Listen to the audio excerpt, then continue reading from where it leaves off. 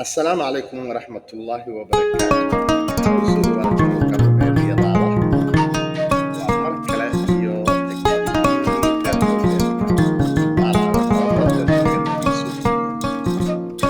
haddaad rabto inaad horumar yeelato bedel wadada aad ku socoto waayo wadadani meel kuma geeyo.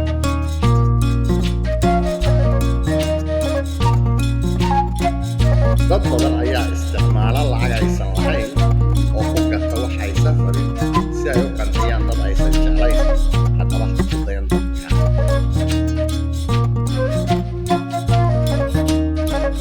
haddaad doonaysa inaad dhaqaale yeelato waa inaad wax dhigashada u aragtaa sidii wax aad shaqaysanayso. dhammayntii iyo gabagabadii xikmadii maanta sii ugu dambaysana waa madaxa cabsida ku jirtaa inay ku noqoto ee waa inay tahay. wassalaamu calaykum waraxmatullaahi wabarakaatu.